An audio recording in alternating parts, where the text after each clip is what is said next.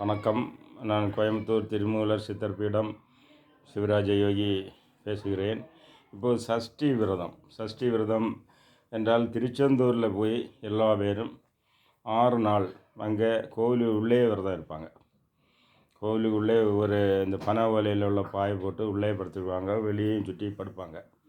ஏன் சஷ்டி விரதம் அங்கே போய் ஏன் செய்யணும்? வீட்டில் இருந்து செய்யலாமே. அங்கே ஏன் போனோன்னா, அங்கே அவர் இந்த 6 நாள் விரதம் இருக்கிறார். முருகன் சூரபத்மனை வதம் செய்வதற்கு முன்னாடி 6 நாள் அவர் அங்கே விரதம் இருந்து சிவ பூஜை பண்ணுறாரு. அதனால தான் நாங்களும் கூட இருக்கிறோம். முருகன் தனியாக இருக்க வேண்டாம், நாங்களும் இருக்கிறோன்னு தான் அந்த பக்தர்களும் திருச்செந்தூரில் போய் அங்கே இருக்கிறது விசேஷம்னு எல்லோரும் பெரிய பெரிய ஆட்கள்லாம் போய் அங்கே இருப்பாங்க. அவர் அங்கே ஏன் விரதம் இருந்தார் அங்கன்னா, அந்த சூரபத்மனை வதம் செய்வதற்கு இடம் தேர்வு செய்தாச்சு. போர்க்களம் அதுதான் திருச்செந்தூர் கடற்கரை. Right, okay. அப்போ டேட்டும் ஃபிக்ஸ் பண்ணியாச்சு. பழைய காலத்தில் அப்படி தான், யுத்தத்துக்குன்னா 2 ராஜாக்களாக யார் பண்ணால் டேட்டு ஃபிக்ஸ் பண்ணி அந்த இதுக்கு தான் யுத்தம் செய்வாங்க.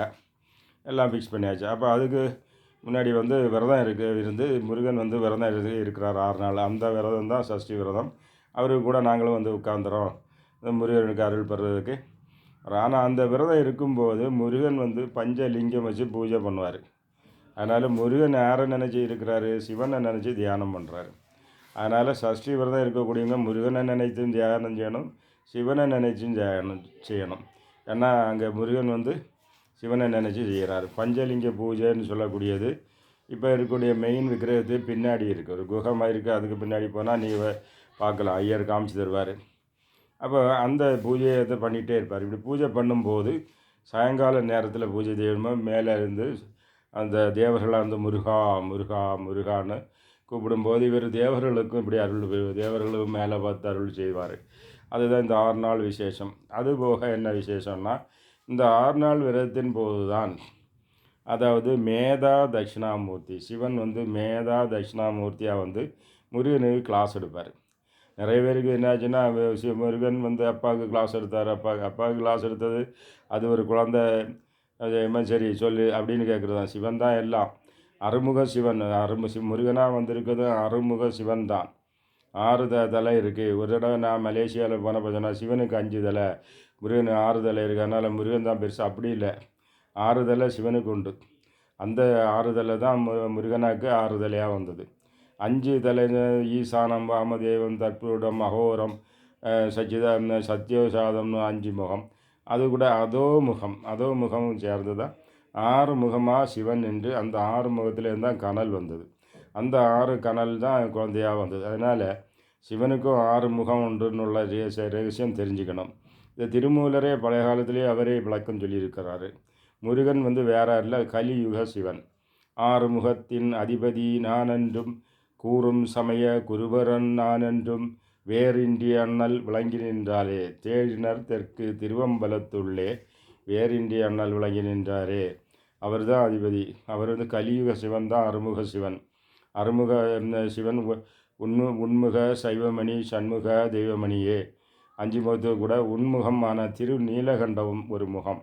அதுதான் இன்னர் ஃபேஸ், அதுக்கு பேர் இன்னர் ஃபேஸ். அதோடு சேர்ந்து 6 முகம். அந்த 6 முகம் வெளிப்பட்டு நிற்கக்கூடிய கலியுக சிவன் தான் முருகன். முருகனை வேறு ஏதோ மகன் தானேன்னு நிசாரமாக நினச்சி அகஸ்தியர் கூட சண்டை போடுவார். அகஸ்தியர் எழுத்து நிற்பார். எழுத்துனா 6 முகத்தை காமிப்பார் முருகன். உடனே அவர் கும்பிட தொடங்கிடுவார். ஏன்னா அந்த 6 முகம் சிவனுடைய 6 முகம்தான் அங்கே இருக்கிறது. இந்த ஓல்டு பாட்டில் நியூ, இது ஓல்டு ஒயின் இன் நியூ பாட்டில் மாதிரி அந்த எனர்ஜி தான். அப்போ அகஸ்தியர் நீங்கள் தான் சொல்லி அவரை குருவாக ஏற்று, முருகனையும் குருவாக ஏற்று, முருகன் அவருக்கு பல கல்விகளும் இதெல்லாம் உபதேசம் செய்திருக்கிறாரு. அதே மாதிரி பின்னாடி அகஸ்தியரை சேர்ந்த நடராஜ சிவன் தான் கலியுக முருகனாக வந்தது உள்ளதே விளக்கம் இருக்குது. அதனால் முருக பக்தர்கள் நினைக்கணும், அவங்க வழிபடுகிற அறுமுக சிவன் அந்த அங்கே இருக்கிறாருன்னு வழிபடு. இந்த சீக்ரெட் சூரபத்மனுக்கு தெரியாமல் தான் முதல்ல ஏற்று நின்று சண்டை போடுவார். அப்போது அவருடைய தம்பி, அவர் தம்பிக்கு பேர் சிங்கமுகன் இதை கண்டுபிடிச்சிட்டாரு. கண்டுபிடிச்சிட்டு சிரிச்சிட்டு போய் அண்ணன் சொல்லுவார், யார் சண்டை போட வந்திருக்காரு தெரியும், இது யார்? முருகன் வேறு யாரும் இல்லை, சிவன் தான், அறுமுக சிவன். நீ கும்பிடக்கூடிய சிவன் தான் சண்டைக்கு வர்றாரு அப்போ 5 முகம் இப்போ 6 முகத்தோட வர்றாருன்னு சொன்னோன்னே அப்படியே அந்த ஒரு சந்தோஷம். ஓஹோ! சிவனே கையினாலே அதுவும் பெருமை தான் அப்படின்னு சொல்லிக்கிட்டு அது வந்து ஃபைட்டிங்கில் அப்படி இது பண்ணுறாரு. அப்போ இதில் முக்கியமாட்டு என்ன விஷயம்னா, மேதா தட்சிணாமூர்த்தியா வந்து முருகனுக்கு அங்கே வந்து பஞ்சபட்சி சாஸ்திரம் சொல்லிக் கொடுப்பாரு. பஞ்சபட்சி சாஸ்திரம் என்றால் மூலாதாரத்தில், அதாவது சக்கரா ஆக்டிவேஷன், சக்கரா பிரீதிங்னு இருக்குது. மூலாதாரத்தில் 1.25 நாழிகை பிரீத்திங் நடக்கும்.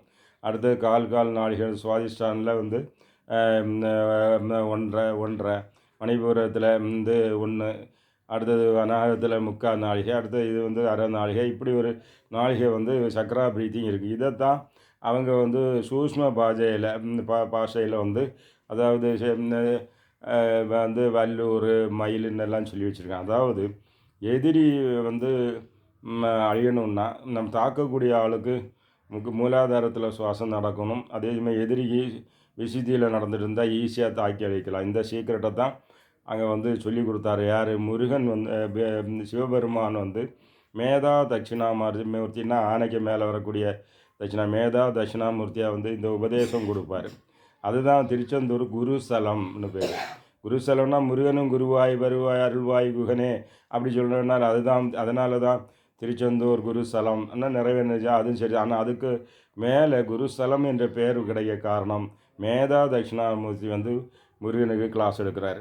அதுதான் குருஸ்தலம்னு உள்ள விசேஷம். இதையெல்லாம் அறிஞ்சு 5 நாள் முருகன் விரதம் இருக்க நம்மவும் கூட சேர்ந்து இருக்கிறோம் அப்படின்னு சொல்லி நினைத்த நம்ம ஒரு சிவோகம் பாவனை மாதிரி முருகனை பாவனை செய்து சிவ தியானத்தில் ஈடுபட்டு அது அவருக்கு அந்த சிவன் வந்து போதிச்சவன், நமக்கும் அந்த அறிவு சிவன் தரணும்னு உள்ளதை வந்து வெற்றியை கொள்வது எப்படி, எதிரியை கையாள்வது எப்படி என்ற அறிவு பெறணும், சிவனுடைய அனுகிரகம் வேண்டும் எல்லாம் அறிந்து வந்து அந்த அருமுக சிவனின் அருள் பெற இந்த சஷ்டி விரதம் சொல்கிறோம். சஷ்டின்னா 6, ஒவ்வொரு நாளும் ஒவ்வொரு முகம், ஒரு நாள் வச்சு 6 நாள் நீங்கள் தபஸ் செய்து அந்த அருள் பெறலாம். அதுதான் அதுக்கு வேண்டி தான் வந்து அங்கே திருச்செந்தூரில் போய் விரதம் இருப்பதும் சூரசம்ஹார நேரம் பார்த்துக்கிட்டு பின்ன அப்படி ஒரு வெற்றி கழிப்புடன் வெளியே வரணும் அண்ணன் உள்ள இதுக்கு தான் அந்த இது இருக்குது. இந்த டீட்டெயில்ஸ்லாம் அறிஞ்சு அங்கே விரதம் இருந்தால் ரொம்ப நல்லது. அறியாமல் நிறைவேறி இருக்கலாம். அறிஞ்சு நீங்கள் சொல்லிய பாட்டின் பொருள் உணர்ந்து சொல்லுவார் செல்லுவார் சிவலோகம். என்ன பொருள் உணர்ந்துன்னா வந்து சிவலோகம் செல்லலாம். இல்லைன்னா வேறு என்ன தெரியாமல் சொன்னால் அடுத்த ஜென்மத்தில் வந்து பொருள் எப்போ பொருள் தெரிஞ்சு செய்கிறாங்க அப்போ தான் முக்தி கிடைக்கும். அதனால் விரத மகிமைகள் தெரிஞ்சு அதை வந்து கையாண்டு அதனுடைய சிறப்பாக வெற்றியுடன் முருகனுடன் நாம் அங்கே தபஸ் செய்கிறோம் என்ற உண்மையை புரிந்து, சிவனை வேண்டித்தான் முருகன் தபஸ் செய்கிறார் என்ற உண்மையையும் புரிந்து, சிவன் அருளியதை மேதா தட்சிணாமூர்த்தி என்ற ஆணவம் பெற்று வெற்றி கழிப்புடன் இந்த விரதத்தை நிறைவு செய்யலாம். நன்றி, வணக்கம். என்னுடைய சிவயோக பயிற்சி கொள்ள விரும்புபவர்கள் அது முருகன் யோகான்னு இருக்குது, சுப்பிரமணிய யோகா, அதெல்லாம் படிக்கணும்னு விருப்பம் உள்ளவங்க என்னிடம் தொடர்பு கொள்ளலாம். முருகன் வந்து அங்கே யோகா அறிவு கொடுத்துருக்கிறாரு. யாருக்குன்னா சீர்காழி சிற்றம்பல நாடிகள். அவர் முருகனை வேண்டி முருகன் வந்து அவருக்கு யோகா சொல்லி கொடுத்தா, அதுக்கு பேர் சுப்பிரமணிய யோகா. அது பயிற்சி நான் கொடுக்குறேன். அது மாத்திரம் இல்லை, அவர் குமரகுருவரருக்கு அருள் செய்து அவர் தான் காசியை போய் அவரங்கசீப்பில் வந்து அதை பிடுங்கி இன்னைக்கு நம்ம கூட இருக்கிறதுக்கு அவர் தான் காரணம். எல்லா அற்புதங்களும் திருச்செந்தூரில் நடக்குது என்ற உண்மையை தெரிந்து அறிந்து தபஸ் செய்து வெற்றி பெற்று நலமுடன் வாழலாம். நன்றி, வணக்கம்.